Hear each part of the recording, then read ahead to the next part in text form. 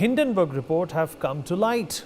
Earlier, the report, which was a coordinated hit job, led to losses amounting to $150 billion for the Adani Group. But skeletons don't remain in the closet forever, and the real scandal has been revealed.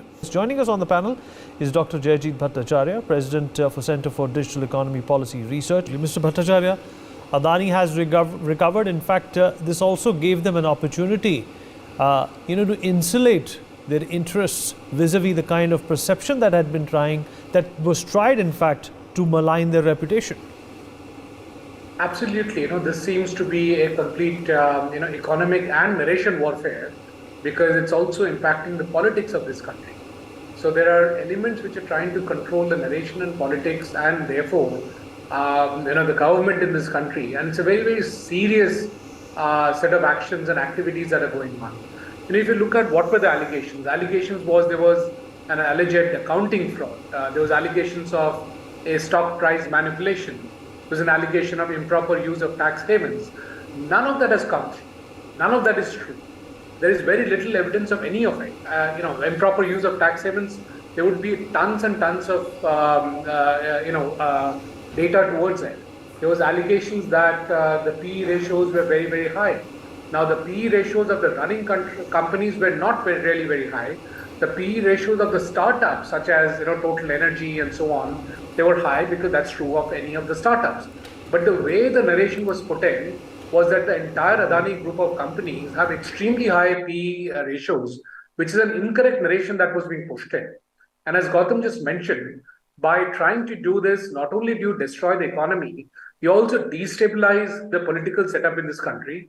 And that's completely not acceptable from the citizens' perspective. We don't want meddling. And on top of it, again, as Gautam mentioned, a few days back, we start to hear news, as per the media reports, of a George Soros-backed entity trying to do, quote-unquote, more expose in India. Now, clearly, they're not doing it for the benefit of the country. They're not doing charity in this country. So what is this expose about? What is the personal interest in all of this? It's a serious question which affects our national security, that definitely needs to be looked at and answered, and also ring-fenced against as we move forward. And Mr. Bhattacharya, do you think that, considering, the recent success India has had with G20 and the Chandrayaan, the possibility and the probability of, the animosities being taken out in more creative ways is going to be proliferated, it's going to be highlighted? We have seen that it's not just creative ways, there are blunt ways in which the animosity is coming out. We have seen the UK news channels, instead of celebrating the victory of humanity over landing a vehicle on the south side of moon, they went around talking about the begging bowl that they have apparently put money into India's begging bowl.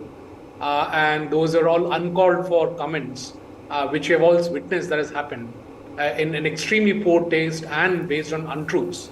I'll expand further on what Rajeev Gupta was mentioning, that a small entity like Hindenburg, how did it pull off what it pulled off? Because there was a set of orchestration and manipulation that happened on top of the report. It was pushed out by a lot of agencies, and then there were people who were willing to quickly short sell in order to trigger the stampede that happened post that. And that brings us to the point that, we're actually witnessing what we could call as economic terrorism.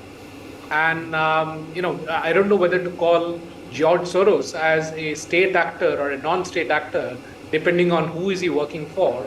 But in the past, he had brought down large economies, such as the Malaysian economy, down to its knees. If you remember the 1996 Asian meltdown, where George Soros had a very critical hand. And he's been doing it across various countries and globally, a destabilizing force. And he wants to, bring in free speech as long as it's aligned to what he wants to say and he wants to believe in. Let's just look at some of the beneficiaries who came out of this whole Hindenburg Hint job. One of these beneficiaries was incorporated only in July 2020, and it had no business activity till September 2021. And thereafter, in about 6 months, it claimed an income of 1,100 crores on a turnover of 31,000 crores. That's, tremendous amount of income for a company which is only incorporated for 2 years. Another company which was incorporated and operated as a bank in India had only 112 crores of earnings. But as an FII, it had a whopping 9,700 crore earning. And these are one of those, or two of those 12 entities who benefited from short selling of Hindenburg that I'm referring to. So clearly, it was extremely well orchestrated kind of a head job. And this has been happening again and again to any economy that gets onto a fast growth path, which is not a non-Western economy. It's from the global south, and all of them end up having a head job against them.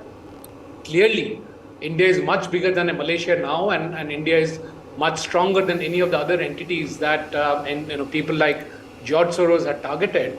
But I think it's high time that we call out this kind of an activity as an economic terrorism, and therefore take steps against steps that are suitable against such people who may be state or non-state actors, and therefore also against their business activity, because it's quite unfathomable that they will have business interest in India, make money out of it, and use that money to actually attack India. That we have not done that. We have not accepted that kind of a framework with any of our neighboring countries. So why should we accept that framework for economic terrorists like George Soros?